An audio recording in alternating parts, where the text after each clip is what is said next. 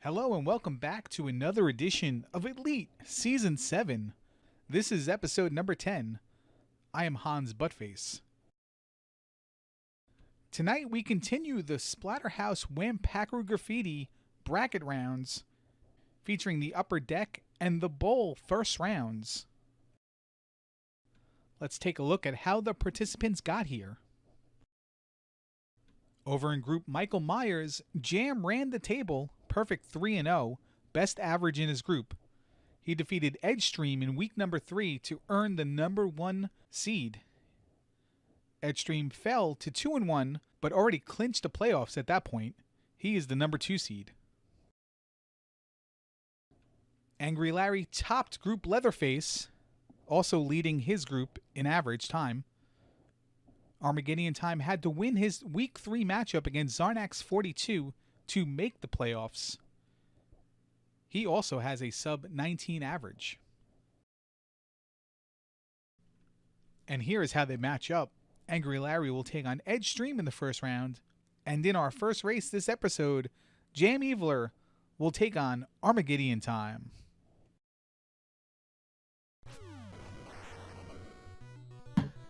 What's up, everyone? I'm Justin, here with Eropsilus. Hey, Justin. And we got a tourney bracket race here for you between Jam Evil and Armageddon Time. Jam won his group, Michael Myers, and Arma finished second in his group, Leatherface. So we'll see what we got here. Right It's off the that bat, time Arma again. not It's doing the- a reset trick. What's that? It's, that time. It's time to hold right and push the jump button Yeah, as we go towards Michael Jackson boss. about a minute and a half of just basically doing nothing here. Well, you could just dance in your chair. I mean, as Michael Jackson does his sweet moves. There's nobody says you can't do that. Yeah, I like to kind of put on a little show, try to dance with them, keep myself focused, I suppose, if you will. A little bit of a wiggle, like a chair wiggle, or do you actually get out of your chair and kind of do a? Oh, I definitely don't get out of the chair. That's way too much work. But yeah, here we go. A little dance for both of them. I like it. They're kind of offsetting too, since Arma arrived about 2 seconds late. I can see that Jam is trying to show off a dance that no one has ever done before, which is the very short hop dance across the stage. Yeah, I do like how you can really control the jump height. It's fun to try to do really quick short hops like that. It's Test definitely your, really ability it's to definitely really tap useful the- for trying to get through areas very quickly if you just kind of tap the jump button instead of kind of doing the really high floaty jump. Yeah, for sure. There's actually a lot of areas, yeah, where the type of jump you do is really going to matter.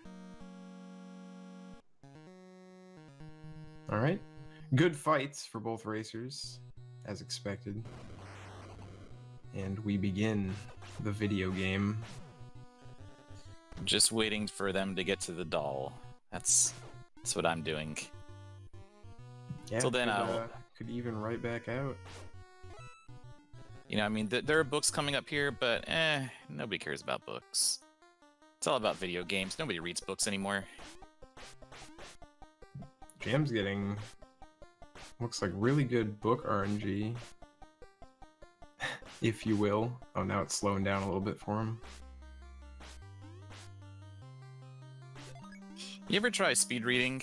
I mean, I used to see commercials in the 80s about speed reading where like you would take your finger and just go scroll through the entire book as fast as possible. I totally have tried that a long time ago, and I don't know how people do it, because I mean, I read every few words or so, but I don't really get the information. Jam grabbing the nice dismount. Arma has to wait. Yeah, Jam got a good hit there. Even if the head gets away from you just a little bit, you can still kind of float to the left of it and slowly move to the right and just kind of lock it into the corner. Yeah, for whatever reason, even if you're mashing, sometimes it slips back up. But yeah, like you said, you can quickly just knock that right back into the corner. And Arma lost a little bit of time on that fight. Still within 10 seconds or so, it looks like. Jam missing a knife there. And another one.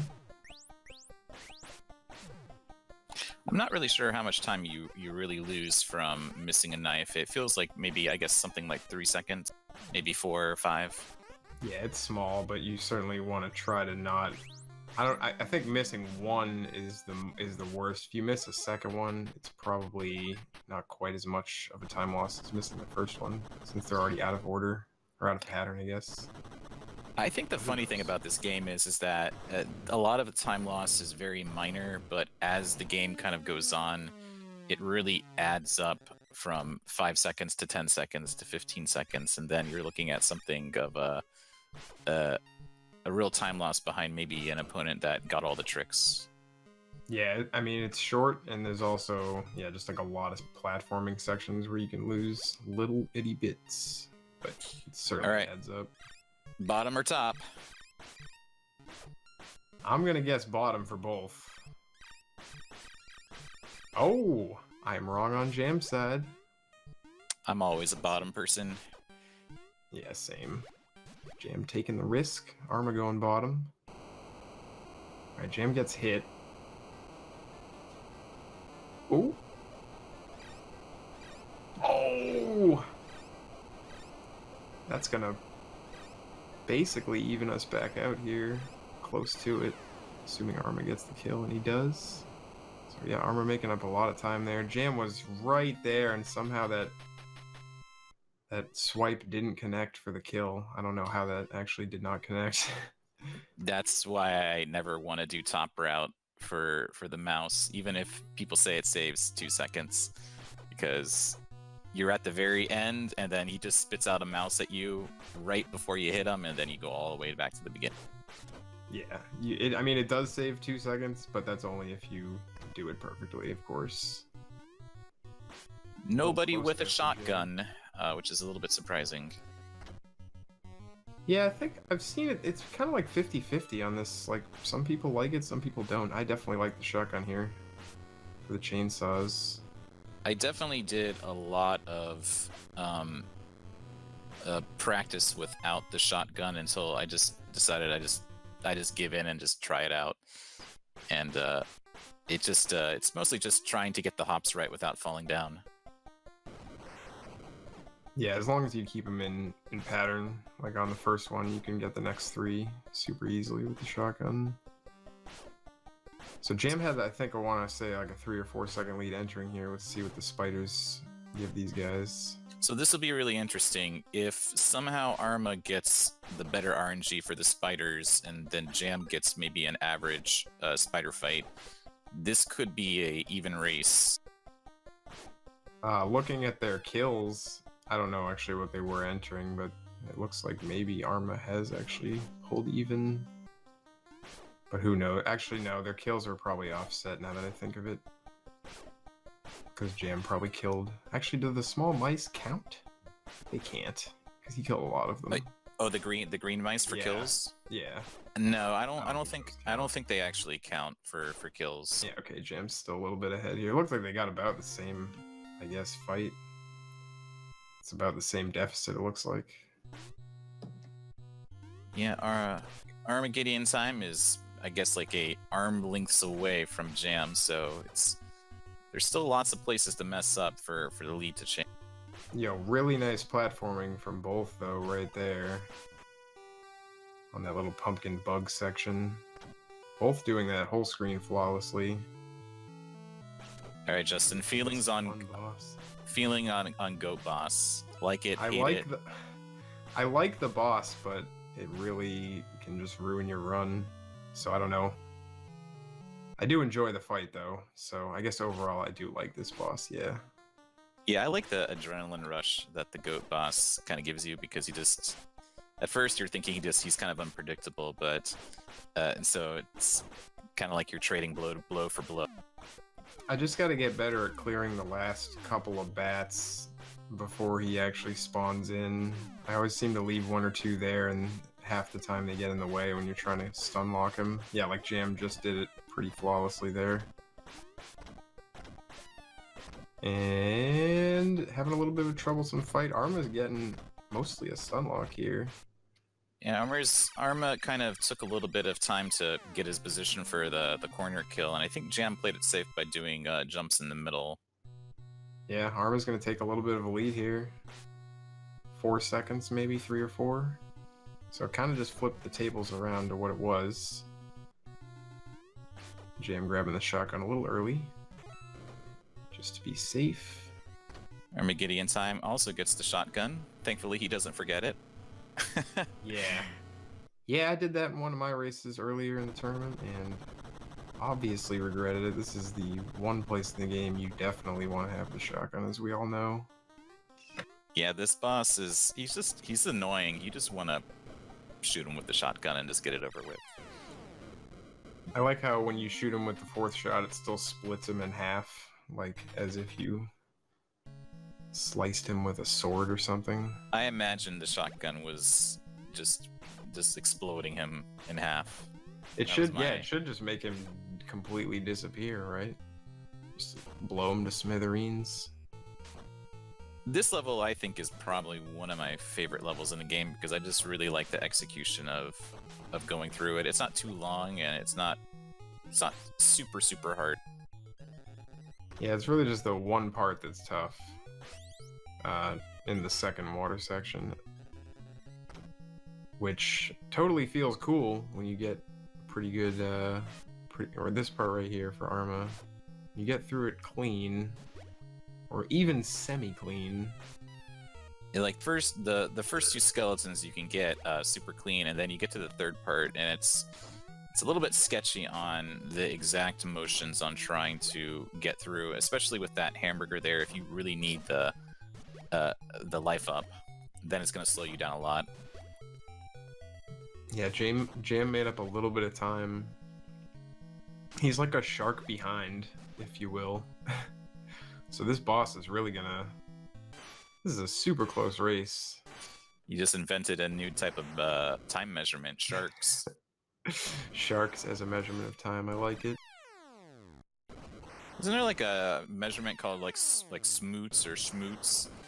There's like this drunk guy in a bar that was so drunk that he couldn't walk, so his friends rolled him home, and so for every like body flip on the ground, it was like a measurement of his name, which was like a smoot or something. I don't know. I can't remember exactly what his name was. It was something like that. Pretty even fights. I think Arma and Jam both missed 1 cycle. I'm not positive. I saw Jam miss one. All right, another fun level of pure execution. This is a good place for if you're behind 2 seconds to catch up. Yeah, if you really want to go ham too and just take all the damage boosts you can, just to make sure you're not slowing down. I mean, both of them had full health entering, so really no reason not to there.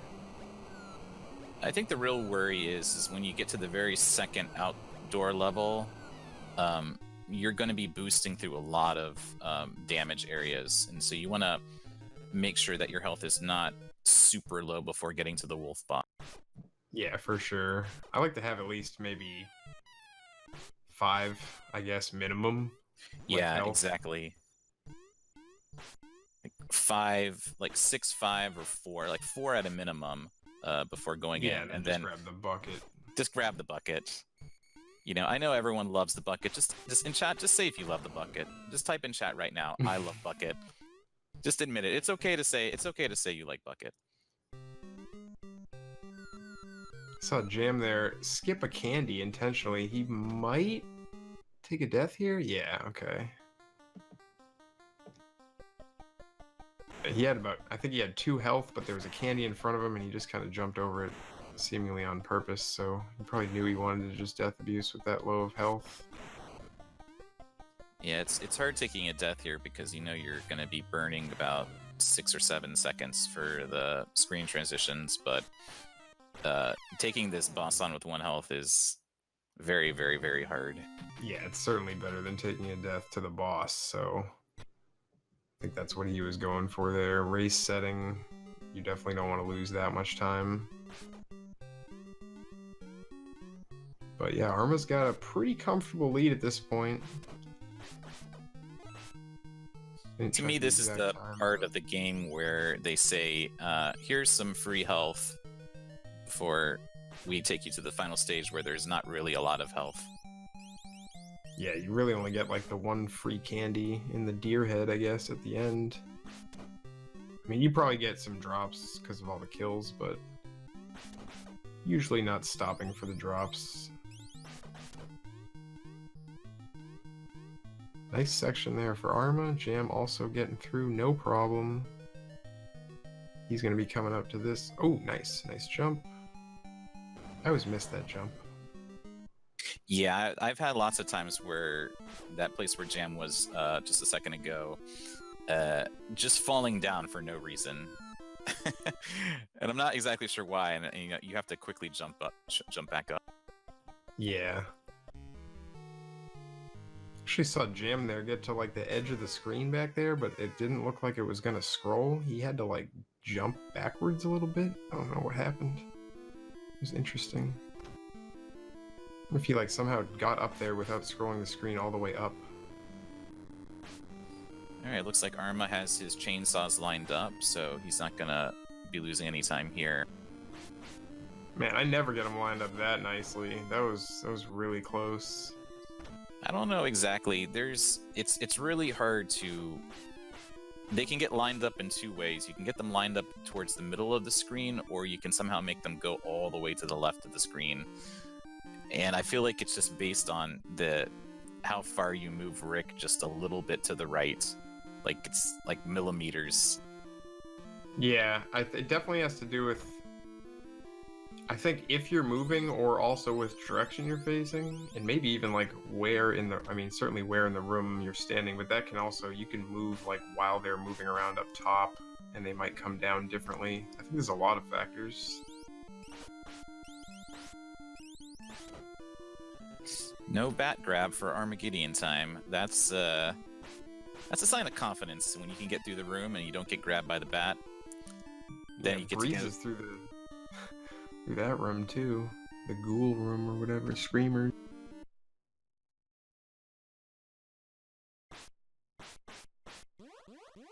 All right, yeah, Arma's pretty much got the. He pretty much would have to die here. I would say it's going to be hard to lose that much time. So considering that, yeah, considering that we've been we've been racing this game. And Arma has full health on the final boss. It would be a Christmas miracle if he were to die on this boss. Yeah, even with the lack of iframes, it would be pretty hard to take that much damage. So yeah, he just needs to get some clean hits here. Really both of them are on pretty darn good pace for a race time. I think low 18 right now, right? I'm not exactly sure what time did you see what time they walked into the pumpkin room? I didn't look exactly, no. What is it, like 2.5 minutes or something? Yeah, it's like a 2.5 minute fight.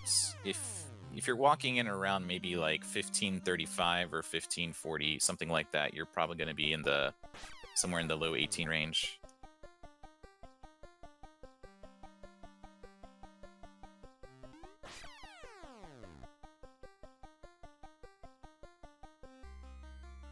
I think someone mentioned it last week, but if you walk into the race like right now, you have no idea who's in the lead. Yeah, I wonder. I think that's pretty funny. Yeah, I wonder who said that. Type of commentator would say something like that. Oh, was that you? It just sounds like somebody's saying something to burn time during this fight. What type of unprofessional commentary is that? I mean, what else can we do during this fight, really? Could go get a drink or something. It's nothing. I mean, this might be the time that chat goes to refill their beer or water.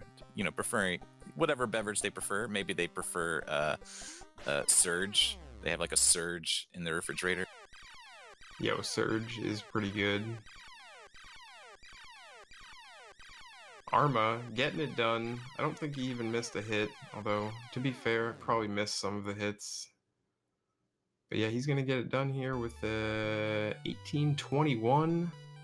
Jam's going to come in just behind that.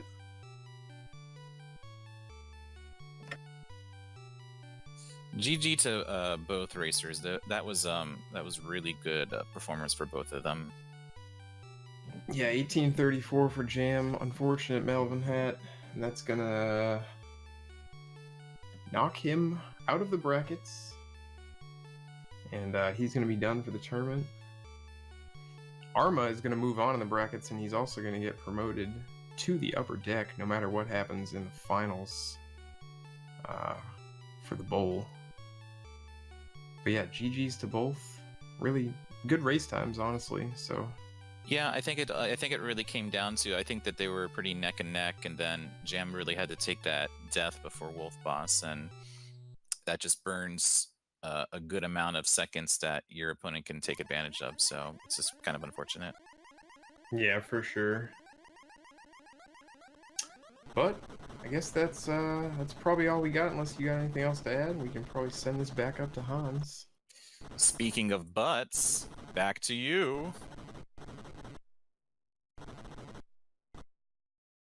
And Armageddon Time becomes our first number 2 seed to beat a number 1 seed in the first round. He will take on the winner of Angry Larry versus Edgestream coming up later on tonight. Let's switch on over to the upper deck and show you how these players made the brackets.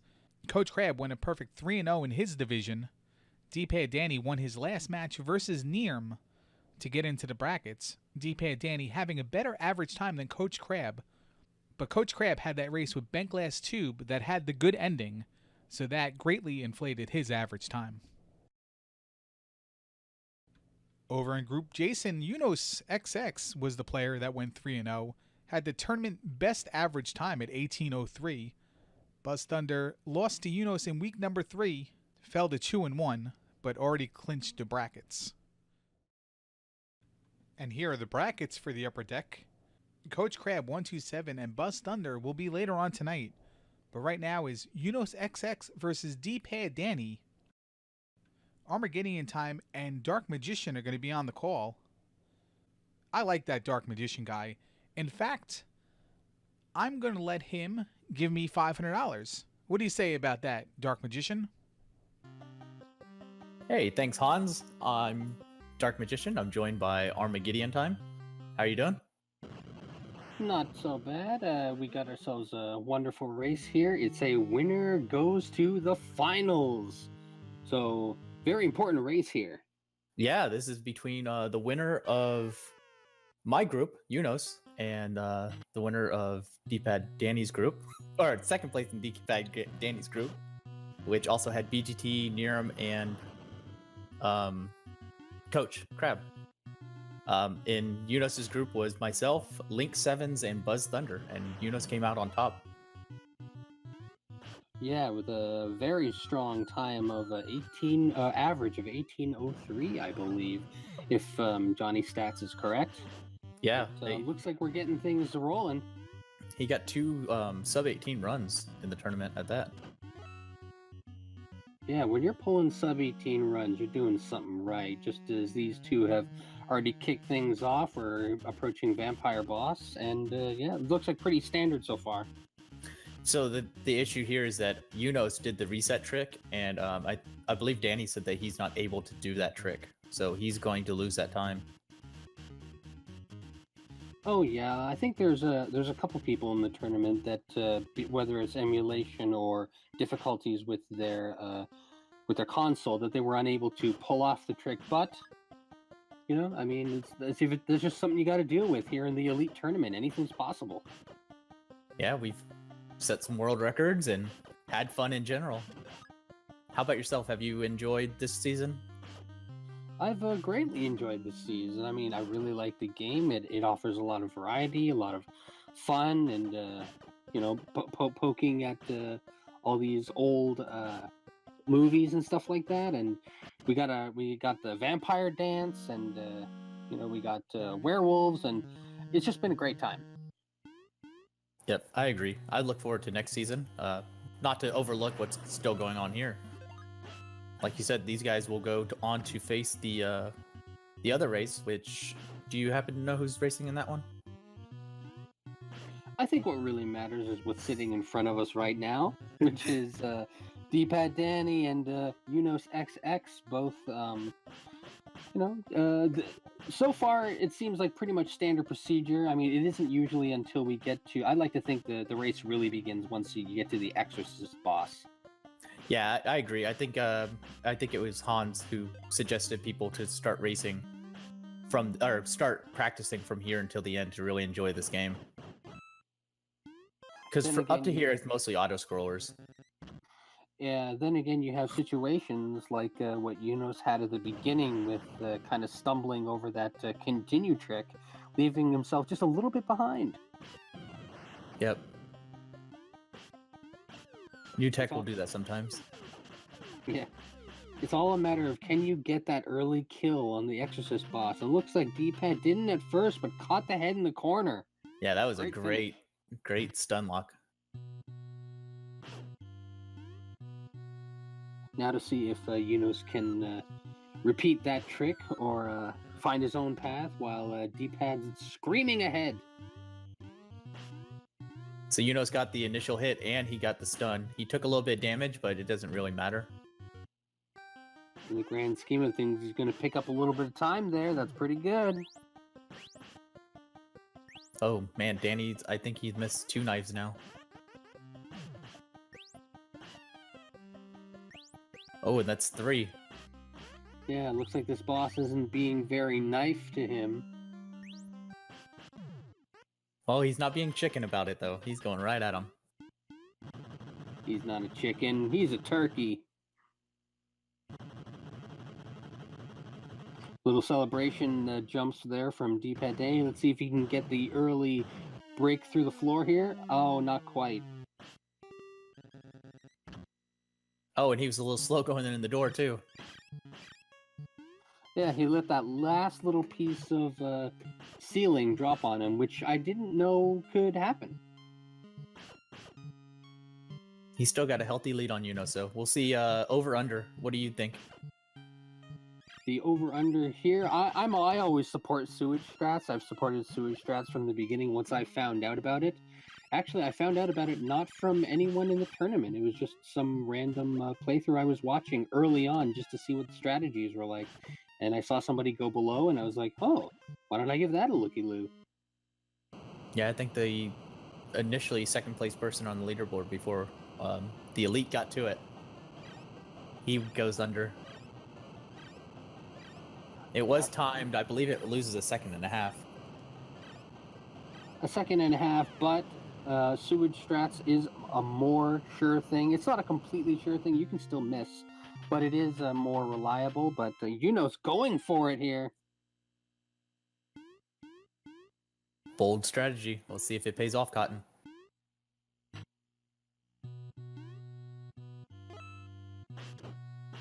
Not quite. He got kind of dinged there, or bopped, or whatever euphemism you like to use for getting hit in a video game. Yeah, I'm always with the bop. That's my personal favorite. I just call it being Armageddon time.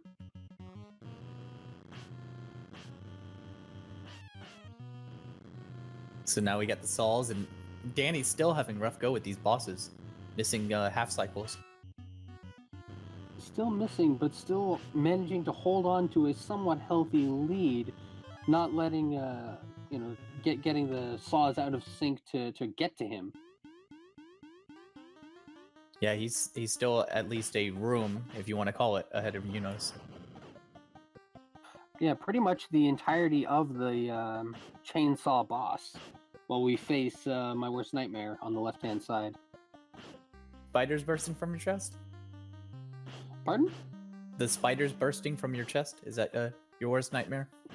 Well, I think it's just the spiders in general, but also this boss is a task in monotony, just to see if you're paying attention after killing so many of these things. Yeah, I did the pacifist strat for a while, and then it was pointing out that I'm just wasting my time because I could get all these kills, free health. Yeah, you definitely want to score every single hit you can, and I noticed that some people either wait for the spiders to get all the way to the bottom, or they'll go jump strats, which is something that I'd started doing a little bit later on in some of my trials, and it really does change the feel of this boss, I gotta say. And time-wise, I think it only saves time possibly on the last kill, and even then, I'm not 100% sure. This boss is random about how long these spiders come out. It's the same number of spiders, it's just the frequency of which they emerge will change. Same with what's coming up with Danny, this goat boy boss. Yeah, upcoming Jim Brewer boss, you might say, with the Goat Boy, and looks like Unos is back into Devil Town. These sections, if you know when to jump and when to slash, it's very satisfying to cut through everything. Yeah, it's very static and it's very fun.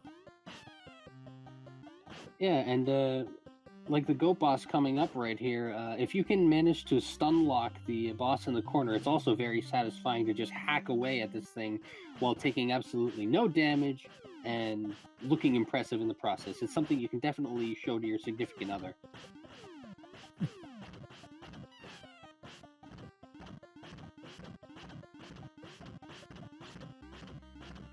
The one thing I notice about this boss is that, at least whenever I try to fight it, it's always extremely hectic in the beginning. There's just stuff flying everywhere, and you're not sure which way the goat boss is going to go. And then, maybe about halfway through, you finally find your rhythm. Yeah, and all the bats are gone, and it's nice and calming. We got Unos going with non-jump strats. D-pad went with the jumping ones, and they both got very nice kills. Two very different strats from two very different people. As we approach the Jeff Goldblum fight.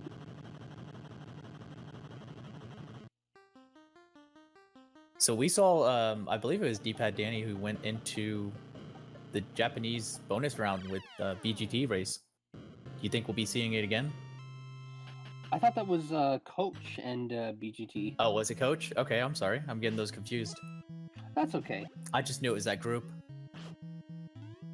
I mean, if you ask the right person, everybody is apparently everybody else here in the Elite Tournament. That's how it works. We all have our doppelgangers.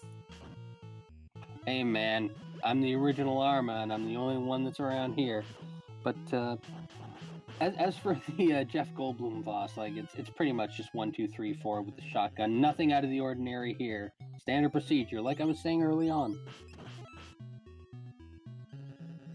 And D-pad's making very smooth work going through here, going through the lake.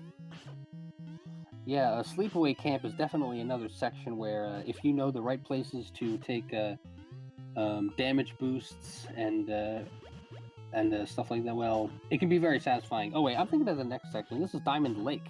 We're not even at yeah, I'm getting it all confused. Yeah, this is the lake. Unos went for the task jump. There's a way that you can jump from one dock to the other. And he almost got it. He just barely missed the landing. I have not seen the task, but I imagine it's quite impressive. Here's Cafeteria Lady. Makes sense for the next section. We'll be getting to a sleepaway camp. What was your favorite camp food? Did you ever... I assume that you went to a camp at one point. I went to a all-blind camp called Camp Canark, and I'd say my favorite was probably pancakes in the morning, because you'd actually watch them make the pancakes, and you could smell it, and you had that fresh Quebec maple syrup. Really good. Oh, nice. Yeah, we never had the real syrup, but yeah, that's probably my favorite meal as well. We had the sausage on a stick that was wrapped in the pancake, or dipped in pancake batter or whatever. Oh my god, that sounds strange, but you know what? I'd try it. Yeah, that was a Boy Scout camp. That was every morning basically was at breakfast. It's probably super cheap to make, so it makes sense. And hey, if the kids will eat it, then just keep feeding it to them. Yeah, that's something I'm learning as a parent. Just Doesn't matter what they eat as long as they're eating it. Just craft dinner every day.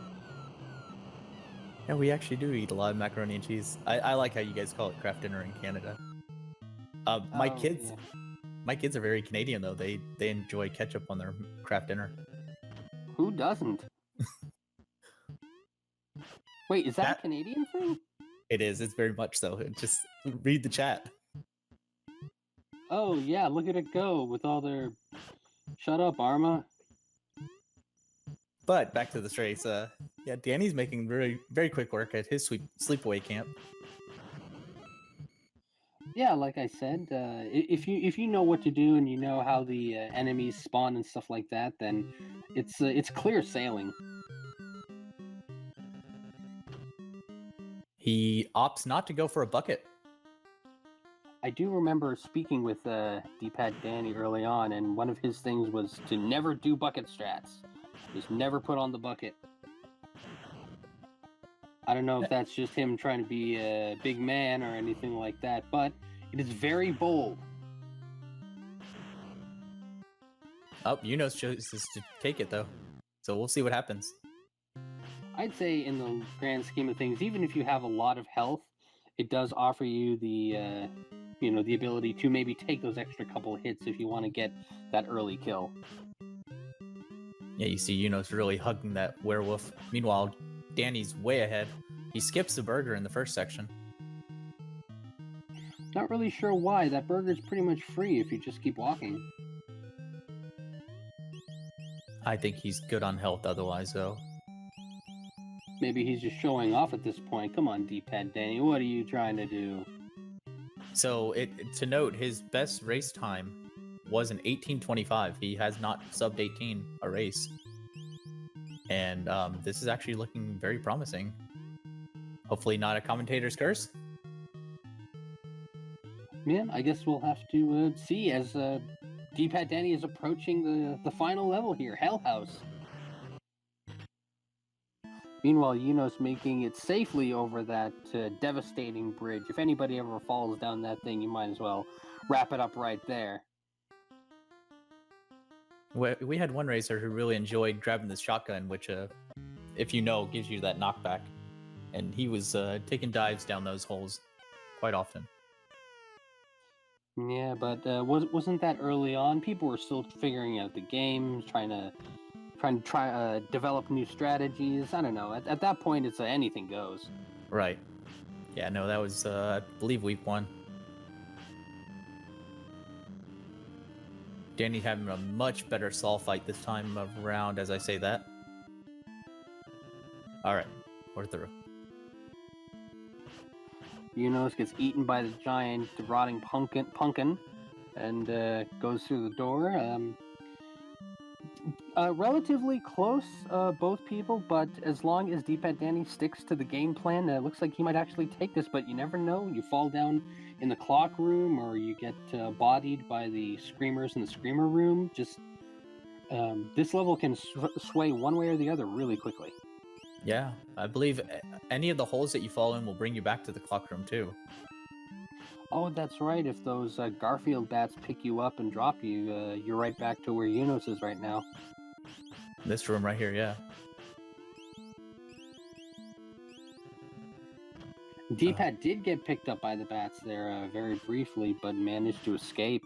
It was very close. He's going through his screamers now. We'll see if he goes for Coke strats.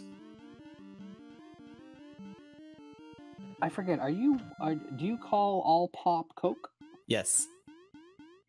I surely do. And the chat blows up with more soda versus pop versus soda pop versus Coke. Coke. That's how you order Coca-Cola. Well, that's actually kind of cute. What also is kind of cute is the final boss. Just a little pumpkin man trying to do his thing, spreading his seed everywhere. Yeah, these guys will be in here for about 2 minutes. It's a long fight, but you do need to pay attention. Like, Danny's at 4 health, so he can't really afford to misread these bounces. Yeah, I mean, if you're at full health, like I've been at full health before, and I've taken about 4 points of damage just because, you know, you're casually waiting for things to go around, because this is another kind of monotonous boss fight, and those 4 damage could be the end of your run.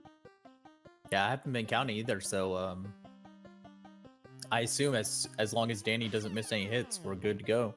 But we never know. Yeah, we're at the stage now where I'm not really sure who's in the lead. I'm just enjoying the discotheque fight. I'm disappointed that the colors aren't synced between the two screens, but then again, it makes it a little bit more interesting. Yeah, I kind of like that they're out of sync. That way it provides just a kaleidoscope of enjoyment for my eyeball. Now, I will say that the boss heads in the background look like they are alternating perfectly. You know what? You're right. Yeah, that does look pretty cool.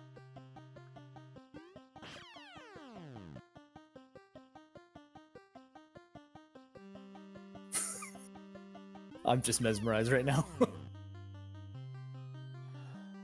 Yeah, I mean, there's not much else to report on this boss other than just watch yourself. I like to count the pumpkin head hitting the walls 10 times and then it disappears, and then I just make my way to the center again because I'm not going to bother memorizing 16 different locations.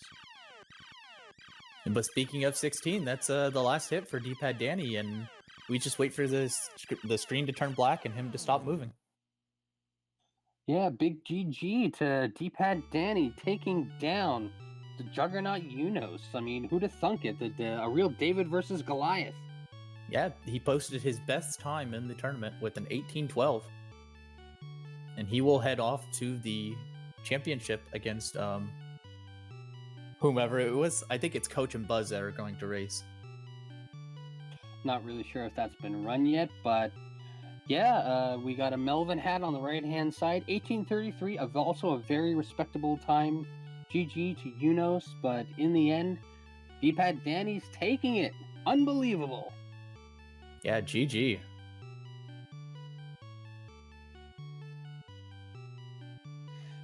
Well, that certainly paints a unexpected picture.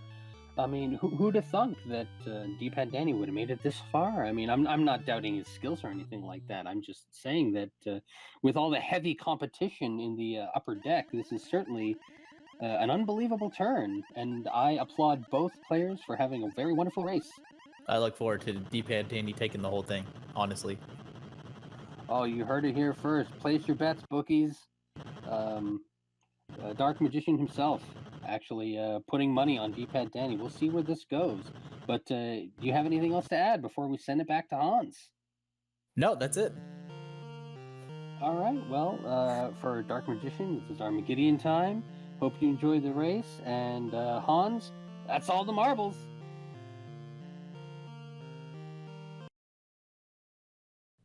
Unos' fumbling at the start cost him, and D-pad Danny snuck in there for the upset victory. He'll be moving on to the Upper Deck Final against the winner of Coach Crab versus Buzz Thunder later on tonight.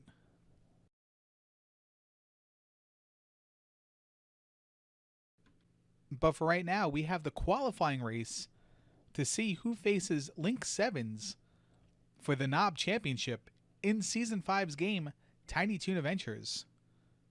Racing tonight, Dark Magician 1-1, 84, and Nirm. Winner of that will move on next week to take on Link Sevens for the Knob Championship. Let's get to that match right now.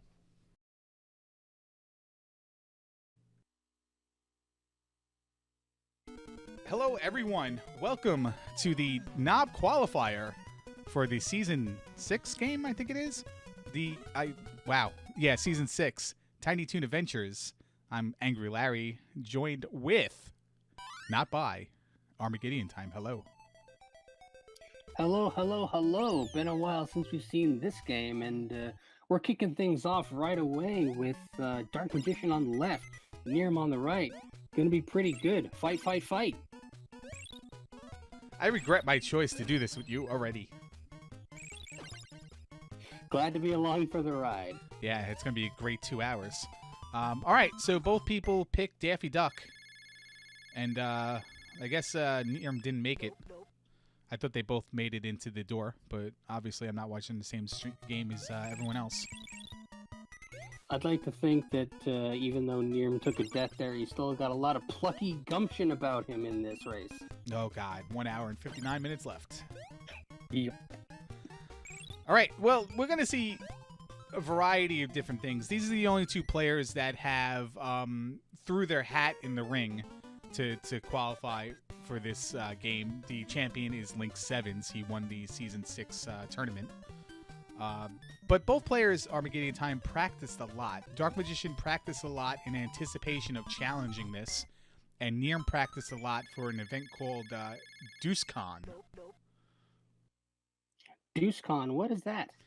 It's pretty much everyone, hangs out and plays video games in a porta potty, I think. Sounds pretty challenging to me. Drop a deuce while you play a deuce. But yeah, he played that along with Zelda 2 Randomizer, and I think he did a free enterprise run in the same thing. It's a cool, chill little thing. Somebody raising money for charity and a bunch of friends hanging out in the same place, IRL. Oh my goodness. Interacting with other human beings? Sounds unthinkable. Yeah. So, we saw a stair clip there. It's very hard to do, and this is the boss of the first round. It's Bob Saget. I don't really see the resemblance. I don't remember Bob Saget actually riding a skateboard, but I haven't seen all the episodes of Full House, so I'm not quite sure. I did in How I Met Your Mother, actually. Oh, that must have been the bonus scene at the end that I never saw. It's the prequel to Full House, as far as I know. But we're at a World 1 here for both players. Yeah, still pretty close. I'm wondering if Link Sevens has been practicing knowing that this is going on. Well, he probably should, because he might not have played this game since the tournament ended. And this tournament ended, man, I want to say at least 1 year ago. It has been quite a while, but I can tell that there's still a little bit of rust around the way that these people are playing, because as I recall, when everybody was at their peak, when everybody was at their peak, it was almost just seamless, the moves that they were making, and now it's just, you just got to dust off that rust off. Yeah, some of us were seamlessly beating the game. Others of us were seamlessly forfeiting and quitting the game. Championship game for this season was held on December 20th, 2017. So we're pretty darn near 1 year anniversary of this season concluding. We'll break out the champagne because we're going to be revisiting it again as we are right now, and I'm sure there's going to be a wonderful King of the Knob matchup coming up sometime soon, featuring one of these players and Link Sevens. Not sure when that's going to happen, but hey, the sooner the better. Maybe a nice Christmas present. So you can see a lot of the stuff that we didn't see. And by the way, I see the idiots in chat trying to correct me. It was Season 5 for Tiny Toon Adventures. It was Season 6 for Magic Kingdom. I wasn't going to say anything. I wanted to let it slide, but, chat's the way it is. But in watching these people practice, and I was nice when I said people, I see a lot of tricks and stuff I did not see during the tournament. Like with the Elmira fights, a majority of them you can just stand in a fixed position almost right next to her, and she will never move. And then other little tips and tricks to keep your momentum and basically skip most of the level with like a single repeating jump. Yeah, the way that these players are actually taking on this pirate level, it does look like they're literally skipping along. Like you can see right there, just very casually skipping and keeping the momentum going, and then we have a pirate Gideon time on the left-hand side right there, being taken out very handedly. Yeah, and a lot of the bosses are just repeated jumps. Just timing them when the iframes or the invulnerability wears off, and just landing directly back on top of the head. Pirate's a little tricky because you can't see him, like right there near him, but his hitbox is also a little weird when he's up on top. So he came to life. Sorry. No, he came to life when Nirm was like inside of him, and it still counted for him. But when Nirm did that with Dr. Feelgood with the skateboard, he took a hit.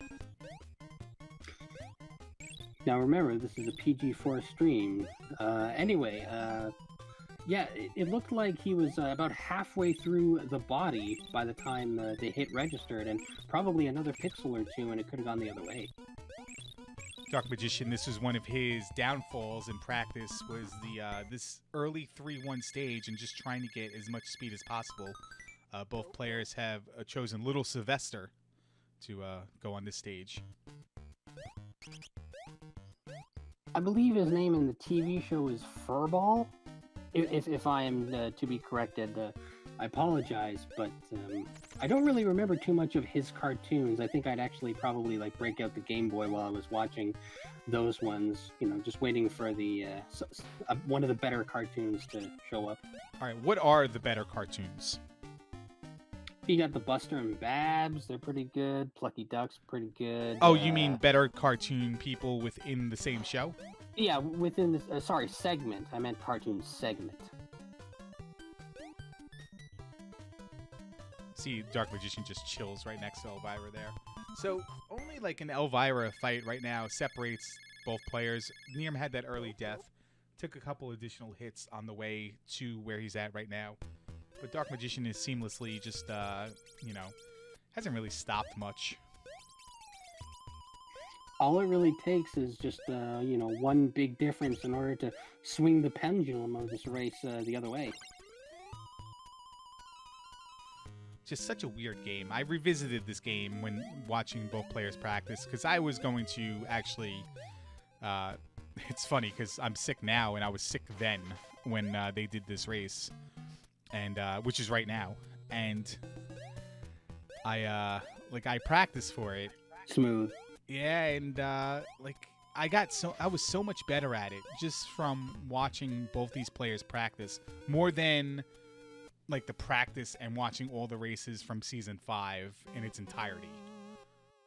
Because everyone else that played this game probably sucked, except Nirm. Oh yeah, I was complete trash at this game. I felt good just being able to beat the game, just being able to complete it, because you know, no DNFs.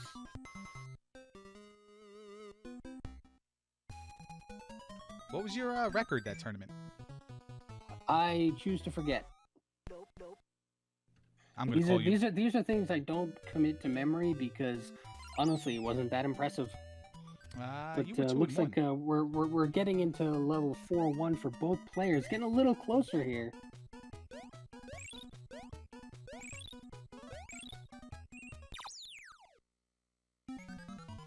Oh, an unfortunate tumble by Dark Magician, most likely unintentional. I don't see why you would take an intentional death there. That would be just unthinkable. Oh, and that's a lead change, I believe, if they're on the same segment. I was looking up. You were 0-3 in Tiny Toons. Yeah, I was pretty good. I was 0-3 as well. Well, you know, not every game is going to be your bread and butter, unfortunately, but you know, this was a fun game to play. It's a fun game to run, I think. I mean, the one-hit death is kind of annoying, but you know, what are you going to do? Well, Nirm's going to try to win. He has probably a full stage lead by the time Dark Magician starts here, and there it is. Yeah, Furball can just climb the left-hand side there, as Nirm is demonstrating, and put a very easy victory up on here. But yeah, the level that Dark Magician is in right now, as Plucky, is pretty much self-explanatory, except for the end here. Yeah, there's going to be varied strats here for the final area and final boss.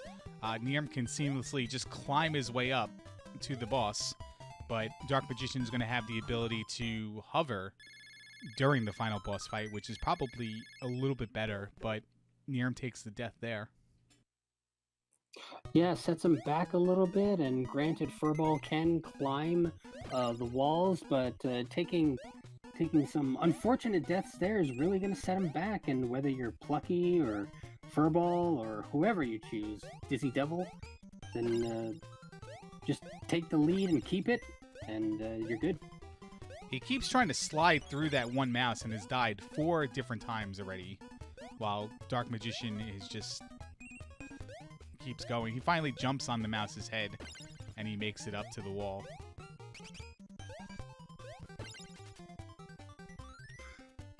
Yeah, we're gonna get into the Danky Kang fight here. Oh, God.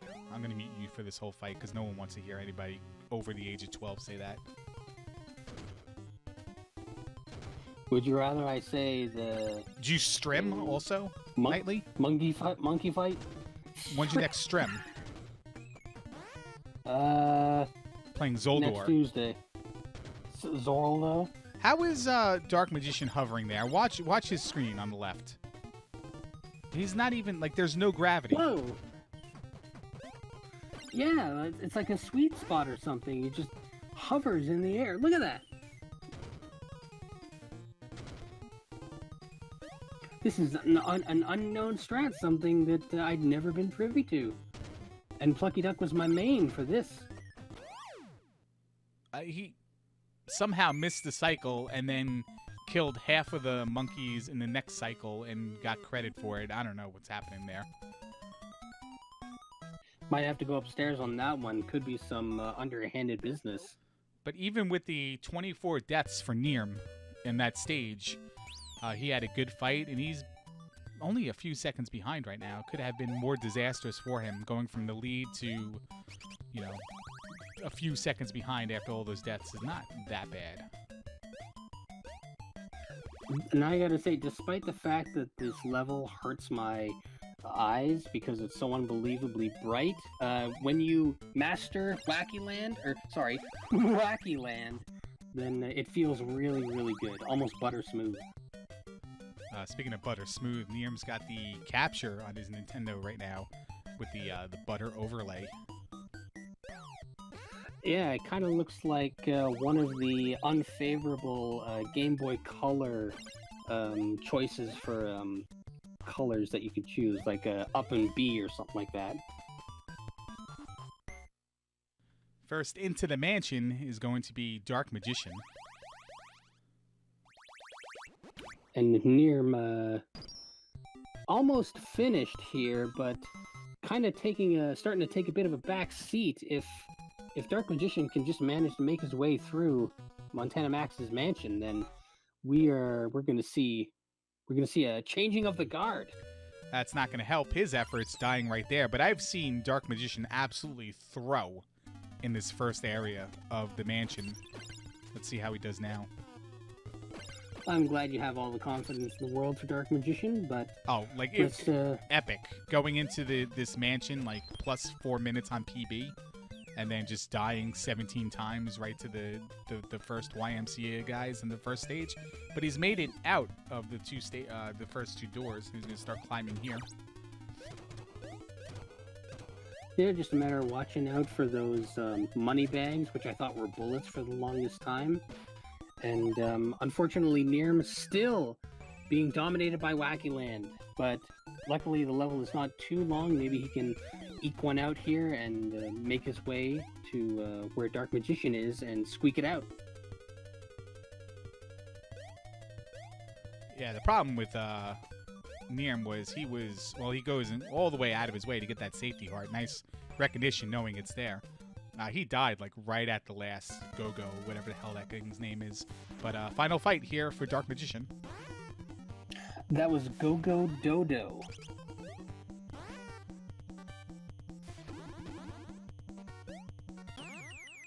Made that fight look pretty good. 3 for 3 on the max hits, and it's time for the prostate exam.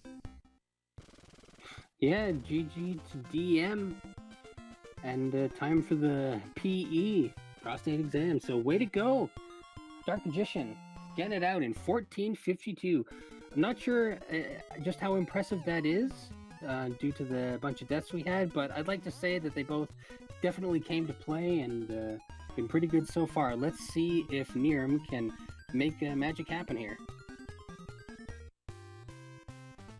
But I have Johnny's stats on the phone right now. Hold on one second. Johnny's stats is telling me that the best time for the game during the season was Coach Crab with 14:56. Wow, so looks like we might have a new record. Yeah, certainly in the elite bubble. That appears to be the case. Johnny Stats is saying he's going to have to check a couple more things. But as of right now, the group stage, that was the fastest time. And Dark Magician eclipsed that. While you were looking up with Johnny Stats, I was on the phone with Stats McGee, and unfortunately all I got out of him was a series of LULULs. Nobody likes Stats McGee. Literally the Armageddon time of stats. And there goes I approve Nearm. of that message, actually. But anyway, yeah, Nearm getting it out there and finally taking down Montana Max, getting his own prostate exam. 16:25, not too bad, I'd say. That was Nearm's best time in the elite tournament as well. He bested Wahoya. Wahoya, indeed. Well, there you have it. So we have Dark Magician winning the challenging race, the challenger race, qualifying race. I say it differently every single time. Doesn't matter because he has one more race left against Link Sevens. And you know what, Armageddon time? What's that? We're going to see that next week. Oh boy, stay tuned for that. Things What? are really heating up here in the knob. Why don't you close it down? Well, for Angry Larry, this is Armageddon time. Thank you for showing up. Thank you to both participants, and that's all the marbles.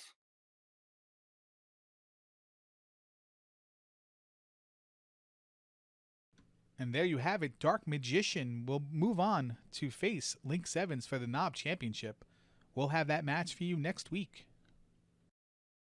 And a quick reminder to anyone in Elite history, past, present, or future, maybe not future, but you can challenge for the Knob Championship in any of these games. All you have to do is head on over to Discord, go into the Knob channel, and declare what race you want to challenge for.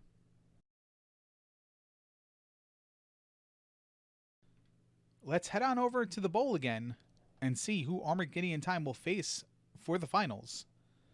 Angry Larry or Edge Stream?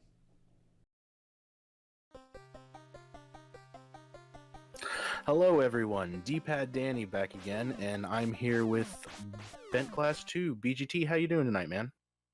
I am doing well. And yourself? I'm doing all right, man. So here we have a race between Angry Larry and Edge Stream.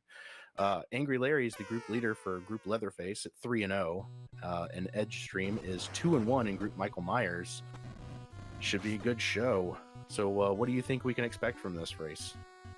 You know, I think I'm hoping to see a good showing from both of these players now that we're into the bracket round. You know, we gotta pay a little more attention and stop making so many jokes about the runners. This is the cream of the crop of the middle tier here. So, you know, a win here gives them an opportunity to be promoted into the upper deck, as it were. So hopefully we'll see some good performances. Absolutely, a lot riding on these races indeed. Both of them getting to the Thriller boss at about the same time. It looks like Angry Larry has a slight lead.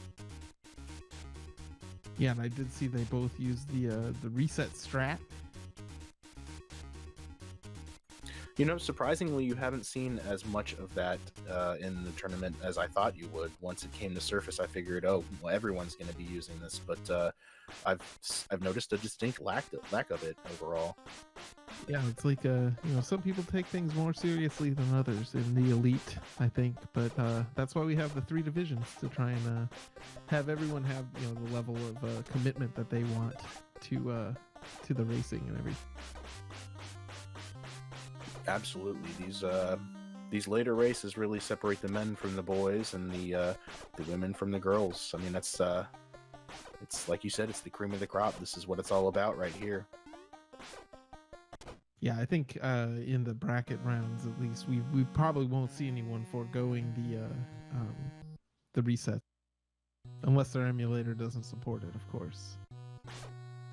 What's an emulator? Yeah, still neck and neck after the auto-scroller tutorial stage, more or less. I don't think we'll see any big differences until we get to the Exorcist boss here. No, yeah, you're probably right. And it looks like Larry still has a slight lead, but it's still really close, like you said. I mean,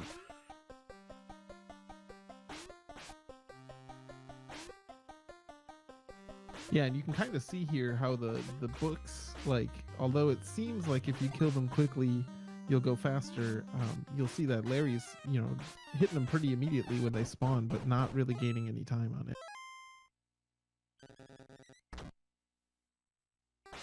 I feel like a lot of times in this game they give you the illusion of like being able to have a strat that goes fast without actually being able to go any faster than the game wants you to go. yeah, I think a good example of that is the spider room. I know there's a lot of theories, that I feel like maybe it might go faster if X, Y, Z or ABC, but to me it just seems random. I think that one and the first mini boss fight against the thriller boss with the spawning ghouls, it seems like I feel like every time I play it, it should be going faster, or there's a way to make it go faster, but I'm just not sure. Larry, Larry extends his lead by a little bit, but Edgestream is not far behind by any stretch. Yeah, we see that the Exorcist boss and now the knife and chicken fight, these are ones where you definitely can gain or lose time in a race. Just the ones where your decisions affect how long the fight takes. Absolutely. It is interesting about the spider boss and the thriller boss to a lesser extent, because we haven't really seen too much science streams, unfortunately, this season. The people who commonly do those things haven't had the availability, I guess. That's true. I think everyone just kind of goes with it and just hopes for the best, and it's just kill them as fast as they pop up, and hope that helps your time. Yeah, it's certainly more of a instinctual thing than at least I haven't seen anyone try to do a breakdown of what makes the spider boss go faster. Yeah, like I said, I've seen some speculation, but haven't heard anything substantial. Yeah, and the sewer boss here that we're coming up on is another example of one that you can lose time on, but it's not like it's pretty obvious. Like, just don't get hit and you won't lose the time. Unlike the Exorcist boss, where there's a clear strategy that he pins her in the corner and gets you a faster kill. That's true, and you see Larry. It seems like his lead keeps getting a little bit bigger, but I mean, all it takes is one slip up, and Edgestream could easily catch up. And as I say that, he has to take backup top strats as he took a hit when he was jumping up to hit the rat boss. That's it's quite unfortunate. He's having some serious trouble here. It looked like he tried to sneak the hit in the bottom strats just one cycle too early. Something it really looks like you can hit him on that cycle, but you cannot. Oh, and he just gets to the end and spamming that cleaver, and that unfortunately sets him back a little more, but he takes care of the boss, and he'll be able to move on slightly behind now.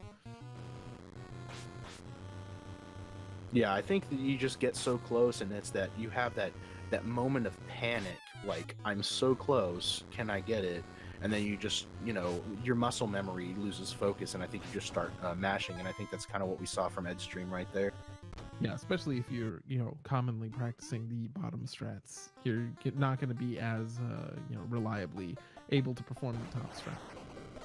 Larry makes pretty good work of the chainsaws. I think I saw only one missed one. Ooh, and Edge forgets what room he's in. I feel like that's a common issue, being as though there's only 2 of those vertical rooms in the game that, and there he goes falling again. that it's easy to forget where they're at, and I think that's one of those little subtleties to the game that you really need to learn, is where those two rooms are, and in general where the layout of the other rooms as well, but specifically these, I feel. Yeah, these two, and there's a room in the last level where you can't just immediately hold right when you start, with the spikes and the guy that throws the saucer at you. But these ones are obviously a lot more devastating. To fall down on that one is pretty rough. Edge makes quick work of the chainsaws, and we have barely the same time boss here. They're getting out of the spider boss at 7:04. We'll see how far behind Edge is after this boss. Well, hopefully he won't have too much trouble, because he can't really afford to make too many more mistakes at this point. Yeah, Andy's actually down to just 3 health, so that, taking a death late in the spider boss is devastating. Oh, absolutely. And I mean, even if he gets to the goat boss and has some trouble there, going in with just a handful of health points can mean certain death in some situations. Yeah, that's true. There's a lot of opportunity to gain health before then, but that can cost you a lot of time too, and you can easily get into a situation where you lose more health than you gain. He's down to 1 hit here. Yeah, it's not looking... Oof, that was a close one. You see Larry whacking away at those... are they bats? Spirit bat things? Yeah, I don't know. So it looked like Edge left the spider boss just under a minute behind Larry. So that's going to be a pretty big hill to overcome, but we'll see. There are a lot of places to lose a minute in this game. Larry making rather short work of the goat boss, and that's the real key there, is getting him in the corner, but being far enough away to where his iframes can wear off before he kind of jumps past you and you take damage. So good work on Larry's part there, as we see Edge reaching the same encounter. Yeah, I was a little concerned because Larry had a lot of those bats spawned, but he managed to clean them up while I was watching Edge's side, I guess. Yeah, you can be in tough shape if you have too many of them lingering around by the just time like you mentioned with spawns. Sorry, yeah. No, go ahead. With what you mentioned with Edge here, he's down to 2 health on these bats, and he has a lot of them floating around. We'll see if he can pull it off. Oh, Ooh. no. That's unfortunate. And Edge has to take his first continue. Is that his first continue? Well, other than the forced one at the beginning, yes. Yeah, the numbering threw me off there.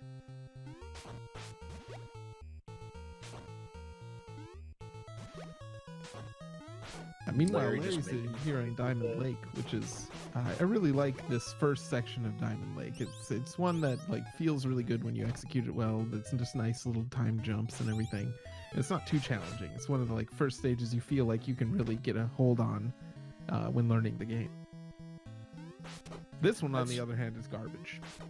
Yeah, that's totally fair. But yeah, this one, even if you know how to do it properly and you know when you need to hit the buttons, I mean, it's just, this one seems like a total crapshoot where sometimes you'll play really well, more often than not you'll play really poorly. It's just a tough little stretch of the game.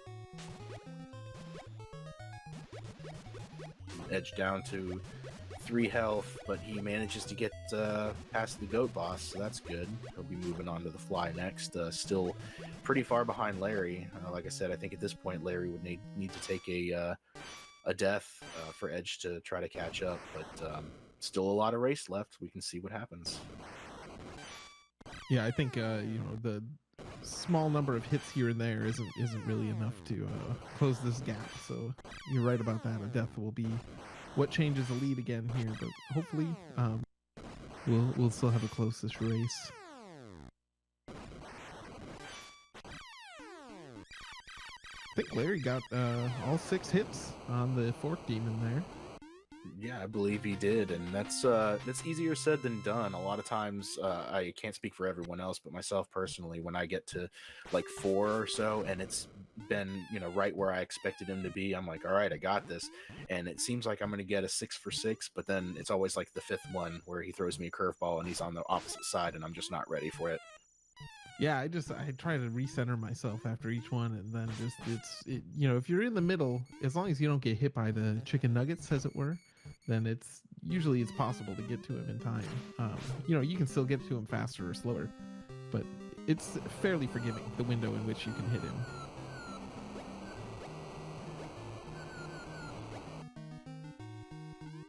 Edge trying to catch up as Angry Larry approaches the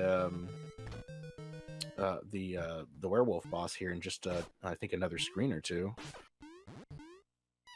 Yeah, he's just about there. I think bucket screen is after this one. These forest ones are another one that I found, like, once I had the timing down for them, they were very satisfying. They can be, but they're still pretty easy to get tripped up on if you're not precise with your button presses and such. I think with We this got low Edge health, coming Larry up. will take a bucket. Yeah, and he does. That's probably the safe bet. You got Edge coming up on the fork boss here, while Larry trails him by a full stage at this point. Larry leads him. That's what I meant. Yes, words are hard. Yeah, and I think, even if going in with high health, it's often worth, unless you're very confident on the werewolf fight, I think it's worth taking the bucket, just because it's very easy on that fight to lose track of the projectiles from previous rounds and take a hit in the back and then get bodied 3 more times. Yeah, the distinct lack of iframes can make that fight especially rather difficult, but it looked like Larry had a pretty clean fight. I think he only got hit about 2 times. I feel like it would have been close, but I think he would have been okay without the bucket strats, and he would have managed to escape with a pellet of life left. Yeah, I think you're right about that. Better safe than sorry, though, especially in a race situation. Oh, definitely, especially in a higher race like this where there's a lot on the line. I think Larry made the right choice. Yeah, I think that's something that you see different players take different approaches to, even among all of the elite players, where some people will focus solely on racing the game, whereas other people might want to just improve their PBs. And sometimes you'll have different strategies for those things, practicing no reset runs or practicing strats that are a little slower but safer.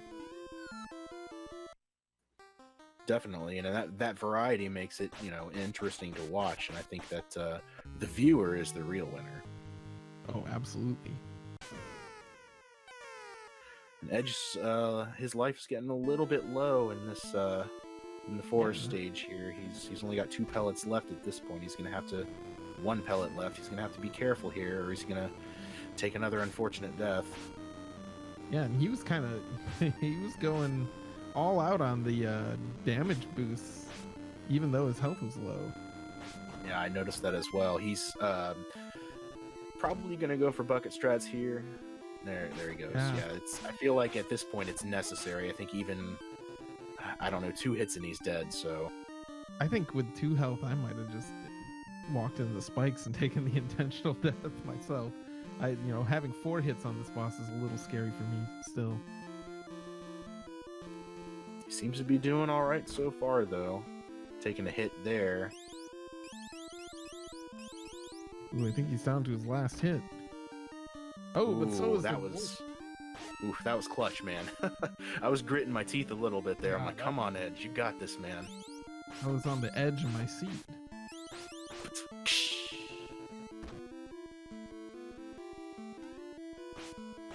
Larry gets through all the tough parts of the last level here without any issues.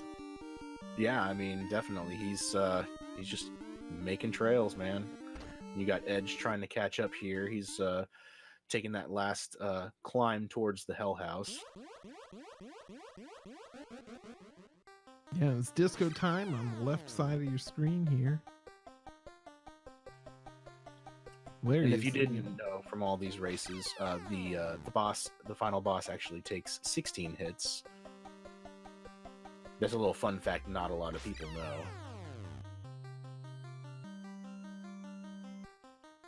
Yeah, and Larry had plenty of health going in here, didn't bother with the soda or anything. So I think this one might be in the bag for him, barring some sort of catastrophe. I'd say you're correct. It would have to take something really unfortunate to set him back far enough to let Edge get the upper hand at this point.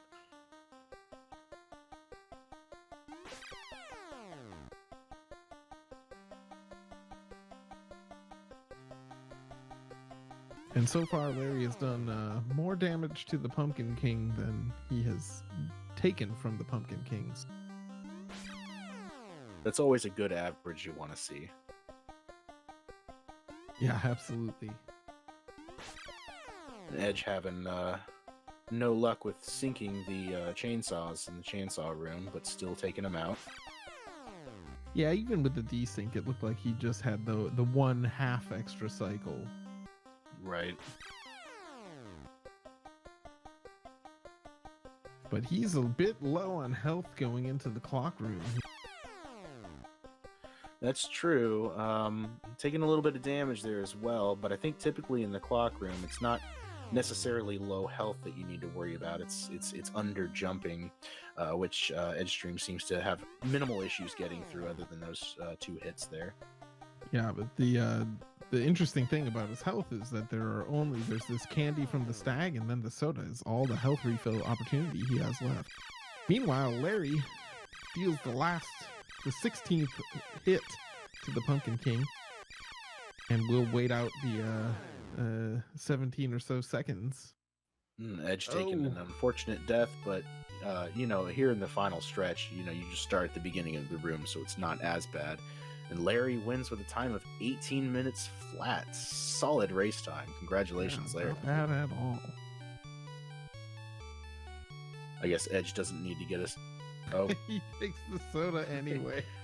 Right in your swag face. strats. You spoke too Swag soon. strats. Maybe he saw that Larry was done. He knew you were going to comment that he didn't need a soda and wanted to prove you wrong. Well, I definitely inserted my foot into my face. We got Edge starting the Pumpkin King boss. It's only a matter of time before he finishes up. Let's see if he has any issues with them. And he takes a hit right there. Yeah, but with full health, I'm confident in Edge's ability to get through this fight. Yeah, I wouldn't think he would have too much issues. It's easy to get slipped up, though, especially if, you already know it's over, is this case, which Edge may already have seen. And, you just kind of take for granted where you can stand, and then it's like, oh, well, I just took like 4 hits, whatever. Yeah, and exactly, and because it's such a long fight, taking 4 hits a few times, that like suddenly like you're not in such good shape anymore. And we're kind of seeing that here. I think Edge is taking a hit almost like every other cycle or so, hugging that left corner. Yeah, it seems to be, rather than think about where to go, he just stands in the left, and on average you'll take less damage than the Pumpkin King that way. I guess it's a fine strat. Yeah, well, he's down to 4, so Yeah, you gotta wonder if he can endure the entire fight with this strat. I think 2 more hits on the boss, it looks like. It's not many, that's for sure. Because his spawn pattern is fixed, you can sometimes tell by where he spawns. Oh no, he's got more than I thought left. I Ooh. believe this will be the last hit. There it is. Yeah. Yeah, he always spawns on the right there on the last one, I believe. Yeah, if you don't miss a cycle, yeah. Right.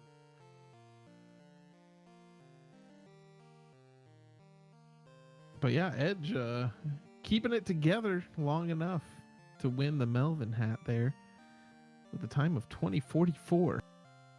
Well, it's good to see people finishing races. I don't think you've seen as many did not finishes this season as you have in previous seasons. I think a lot of times before, when they see that the other person has won, it's like, oh, well, whatever, I'm going to go do something else. But kudos to Edge, and kudos to all the other racers we've seen this season that know they have finished behind but still finished, and that's something can be said about that. Yeah, especially if you're getting frustrated, which is easy to do with this game. It can be hard to finish out a race. Once it doesn't matter, but we try to encourage finishing races over not in the elite league. That's the aim. But yeah, I think that's gonna do it for us. Thank you for commentating with me, D-Pad Danny. It's been a pleasure. Oh, the pleasure is all mine, BGT. I'm sure it is. And we'll send it back up to Hans in the studio.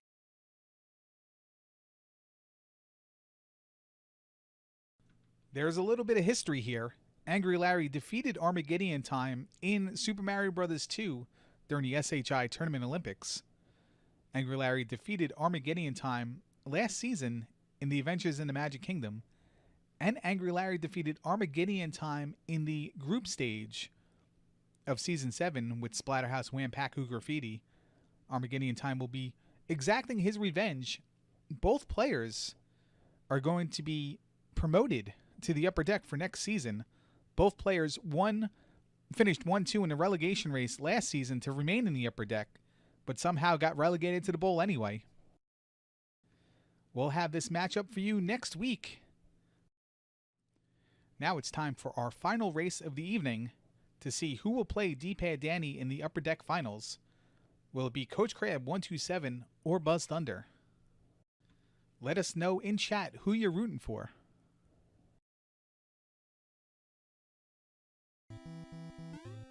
Ladies and gentlemen, we are joined by Buzz Thunder, Coach Crab in this epic race, and I, personally, am joined by the one, the only Angry Larry. Hello. Hello. How are you doing this fine evening, Angry Larry? I'm doing fine. I'm ready for some exciting Splatterhouse racing.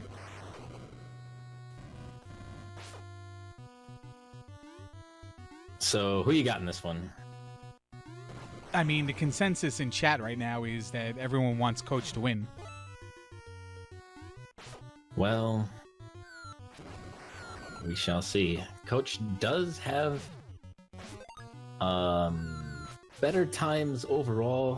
Hard to tell because of one race being with the quote-unquote true ending against BGT.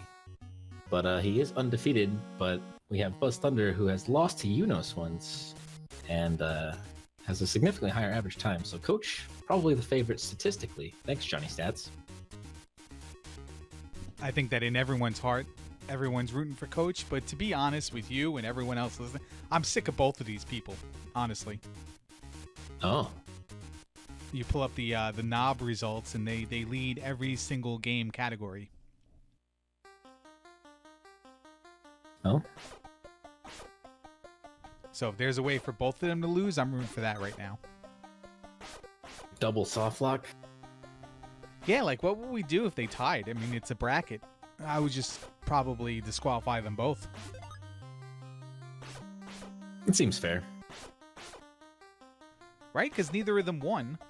And we'll assume that whoever's in the other side of the bracket, one of them would win. So I think that's what we would have to do.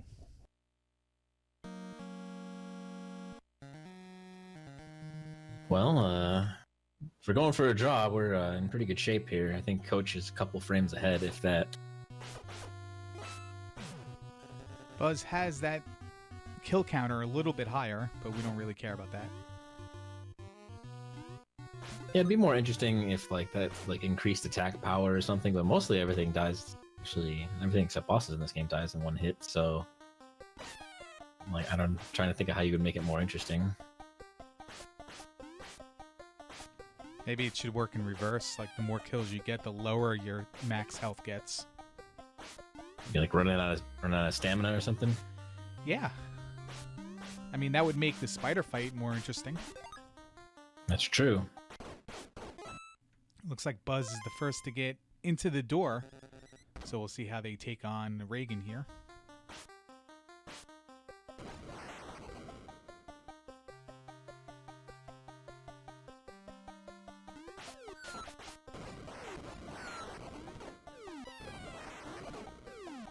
Pretty clean for Buzz, but Coach is having a fair amount of trouble locking down the head, but there he goes. gonna lose, I don't know, probably about 10 seconds there. Yeah, Buzz got it completely in the corner. Coach got it a little bit off the corner, and that for some reason allows it to rise and get away from your attacks. And had trouble repinning it after that, but through the spider room is Buzz, and Coach is almost there. Probably like a 4-second lead for Buzz after the fight.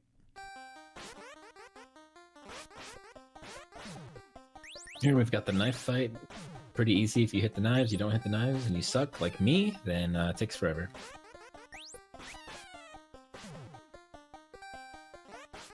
Yeah, it's an awful feeling when you don't hit the knives and the chainsaws, I would say, because they're both. It's so easy, just hit them. But then you get yourself in this cycle where you're not in a position to hit them, and it's like needless time loss, and it annoys me. There's a lot of little things in this game, like for example in this stage right here, jumping as far as you can into the water because water slows you down so much. Just minor things like that, and kind of hard to believe how much it all adds up. Like I don't know.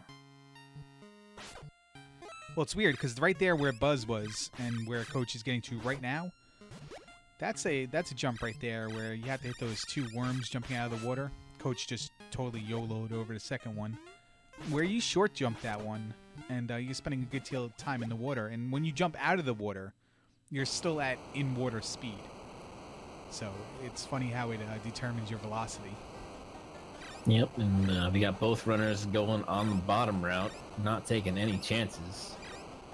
Buzz totally... Oh, no, I thought he totally whiffed, but nope. I just didn't see the animation, and there's Coach. So about 4-second lead still for Buzz here. Well, certainly pretty close there. I like to get a little bit further in there before I do my jump. And that's probably why I've lost a lot of races. Yeah, you can. Definitely looks like you can hit him before. His big jump before, or its big jump before. And oftentimes that's where you see people really hitting the bed, as they say. Coach grabbing a shotgun. Yeah, this could catch him up here real quick.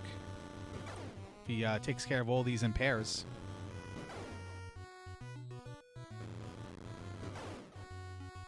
It was 4 seconds getting into this area.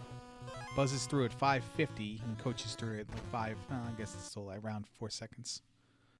Yep, Buzz didn't miss any, so not really any advantage to the shotgun. So the listener at home has heard this ad nauseum, the RNG and the spider level, but we have two players moderately close to each other here. See if Coach can gain any time through quote-unquote better RNG. If you were to ask me, Buzz is getting some really quick spawns here. I'm expecting him to get out way before Coach does. But we'll see. I might be wrong. So a lot of people really despise this fight as one of the, end boss, the zombies in the beginning, and this being about the 3 worst things. I still enjoy this fight because I think there's still a lot to be learned from the fight, and maybe it's not total RNG. So every time I'm in this fight, I like to do something different. And the other day when practicing it, I actually spawned a candy randomly in that area, and you don't get the candies from the spiders. Just the candy showed up. I just swung at an empty spot on the level and it just popped up. Interesting. So you're using the game genie? No, I am not. D-Pad Danny does though. Oh, okay. But Coach did get a better spider fight. You can see going into this, He's only a second behind now. He sure did.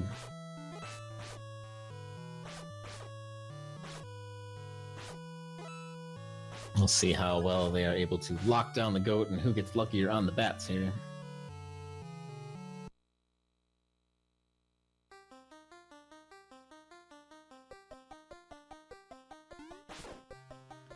Coach doesn't even look like he's trying to kill him. Buzz has gone away from it. Coach is doing something I actually haven't seen before. going out of his way to let them spawn and then just stabbing them, which, I mean, why not?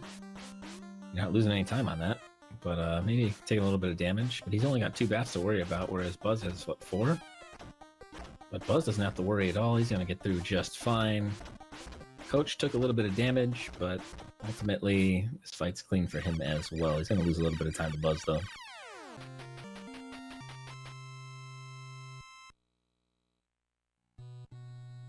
Back to 3 seconds at the start of this area.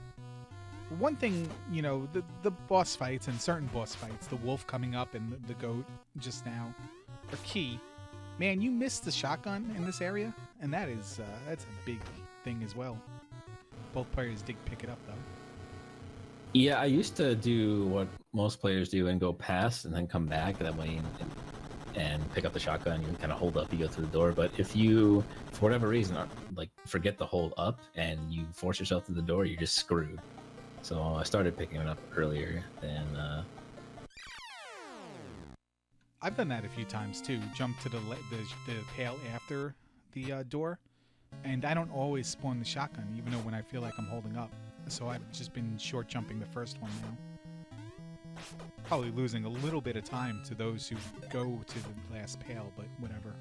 Guaranteed I get myself the shotgun. Right, and I feel like it's much more important to guarantee that you get through that next fight nice and quick. In a race scenario, at least. Maybe if you're going for like personal best attempts, it's a little bit different. Yeah, I've definitely started doing things differently in practice PB attempts. But this is one area I still cannot get a handle on. Jumping over these pricks like Buzz just did, and just keeping my momentum. Coach skips that burger and essentially catches up. Yeah, what's really hard about this stage is that right before the sharks, there's that little area where you cannot basically hold right and get through it, as far as I know. You're either going to take a hit from the spiky guy, or you have to like wait and kind of do a little jumping back and forth to get through. But yeah, it's pretty close up to Fork Knight.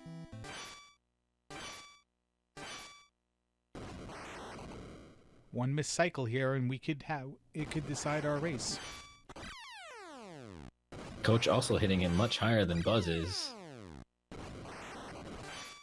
Gaining those frames. Oh, lost some there though. Both players are 4 for 4, 5 for 5.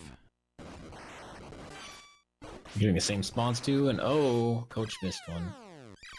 It's going to extend Buzz's lead right there. He was fortunate enough to get over and hit that guy. Coach whiffed. And it's going to be about 4 seconds again.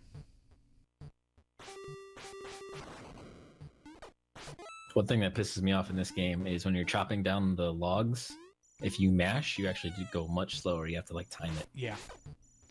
That's just something I recently found out. I thought I was not going fast enough, maybe, or I wasn't close enough to the tree. And yeah, that's painful. Well, Coach clears the first gate, and Buzz took damage, so a little bit of time back to Coach here. Nope, that's going to be time JK. lost. Yeah. Hello, LJK.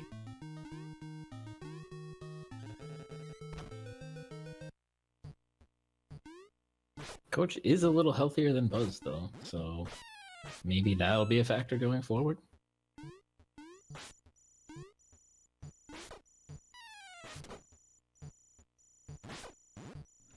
Buzz has been tripping himself up on the lips at the end of the jumps. Right there again in the tree. He hasn't been clearing the jumps. He's been getting stuck and has to jump again for a second time. Coach seemed to do everything smoothly, except for that. It seems like we got the commentator curse going on here. Every time we give Coach a thumbs up, he chokes it away. No two better people to curse than these two.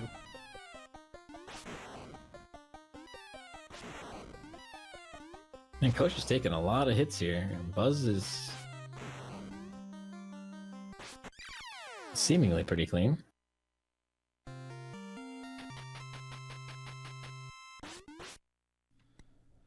Back up to 5 seconds here for Buzz going into the second to last stage. All of that EverQuest paying off.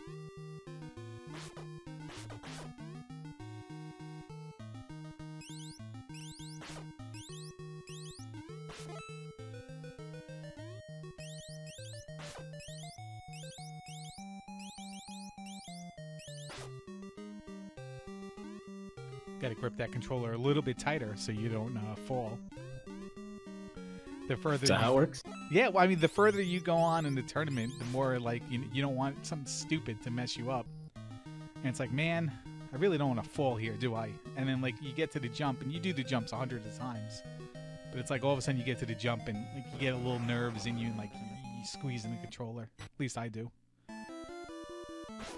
I've usually choked so much by that point, it's like it's automatic because I'm pissed off and I mess something else up.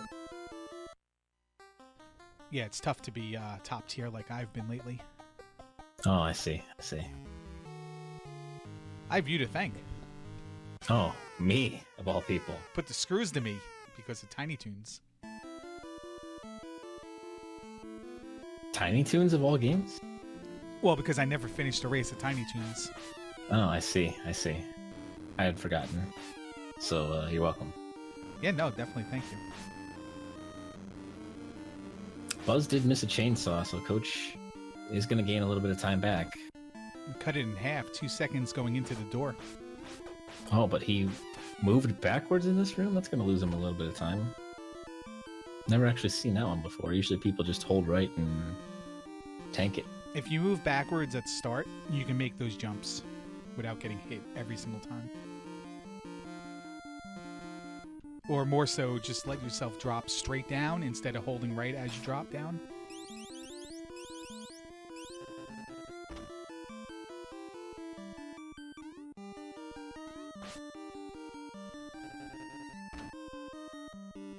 See where they are at the Screamer room. Coach could make up some time in that room, depending on how it goes for Buzz. 15-13 to 15-15. Buzz gets through it. No mistakes from Buzz. Yeah. Wow. Clean. 34-60, 33-60. Coach needs about 3.25 seconds of mistakes from Buzz here. Otherwise, Buzz will be your winner. He has plenty of health, so it's not going to come down to dying. He can actually probably just stand in one corner and just take the hits throughout the whole fight. Yeah, I think Buzz would have to get chained by one of those little dudes, or he'd have to like miss a swing and then miss the next swing. We'll see.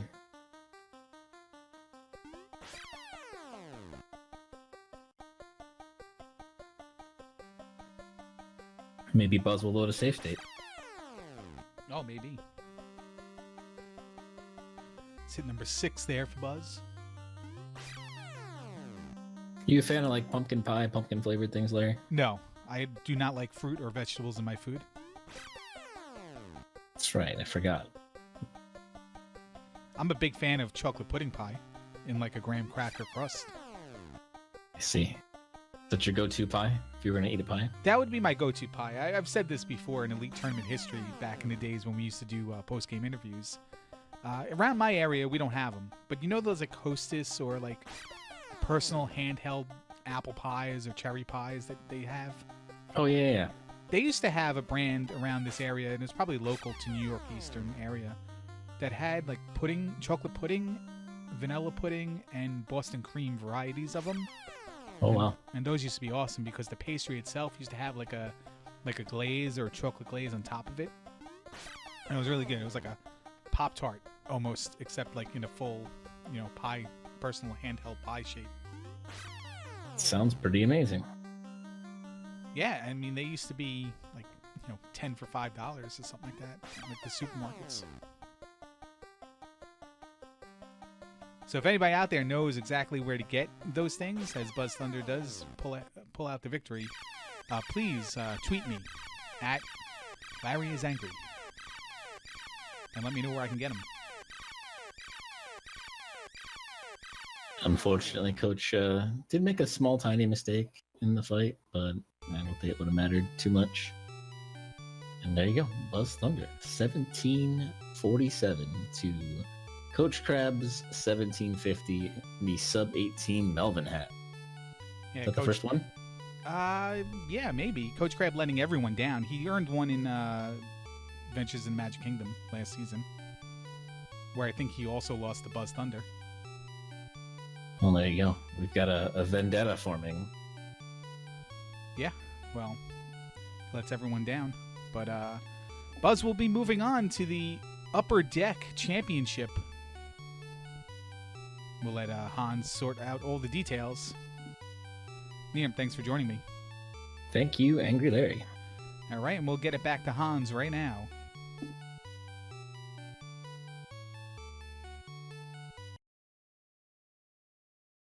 And your Upper Deck Championship, the Elite Championship, is now set. D-Pad Danny will be taking on Buzz Thunder in the finals. We'll have this matchup along with the other finals and the Knob Championship for Tiny Toon Adventures next week. And speaking of knobs, here are a list of them. Make sure you follow them all on Twitch and YouTube and subscribe to their Patreon. So once again, we head into our final week of Season 7. On Friday, we have the Cesspool Finals and the Knob Championship for the game Tiny Toon Adventures. Coming back on Sunday, we'll have the relegation races for both the Upper Deck and the Bowl. We'll see who stays in their division and who gets relegated. The Bowl Championship, Angry Larry versus Armageddon Time, and the Elite Championship, D-Pad Danny versus Buzz Thunder. I am Hans Buttface, and I'll see you then.